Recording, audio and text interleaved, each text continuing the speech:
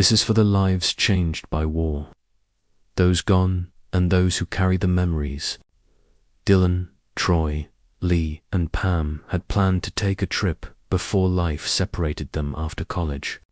So they went on a trip to create memories that will last a lifetime. On the third night of the vacation, they stayed up late in their hotel room. Cards, food, and lots of laughter. Life felt complete. Suddenly, gunshots cracked through the night. Men with guns flooded the hotel courtyard. Rebels. "We have to leave," Lee whispered. Dylan grabbed the car keys and ran toward the parking lot. Lee watched from the balcony. The shot came before he reached the car. The rest were dragged out, phones taken, hands tied. They were marched into a thick forest. Food came once a day, just enough to keep them walking. Anyone too weak was shot. Days passed, but they kept their hopes alive. The government was still negotiating, the rebels said. Pam and some ladies were taken away one night. They never returned. That afternoon, helicopters came, and the Americans were taken away. Hope left with them. Now only Lee and Troy were left alive.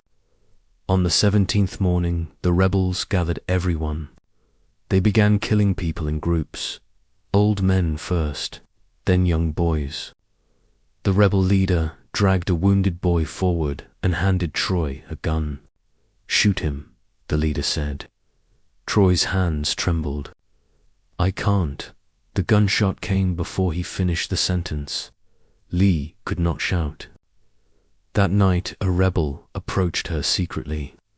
"I will help you," he whispered. Before dawn, he hid her inside a food barrel on a supply truck. Minutes after the truck started, another rebel stopped it to inspect the barrels. One by one, he reached the last two.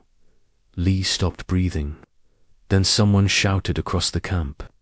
He turned away and slapped the truck. Hours later, the barrel opened at the edge of the city. The rebel pointed toward the border. "Walk."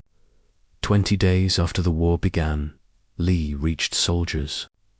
They took her to the embassy and put her on a plane home. As the plane lifted into the sky, Lee broke down, because she could still hear their laughter from the night before the war, and she wondered why she was the only one left to remember it. Thanks for watching. Please share, like, and subscribe.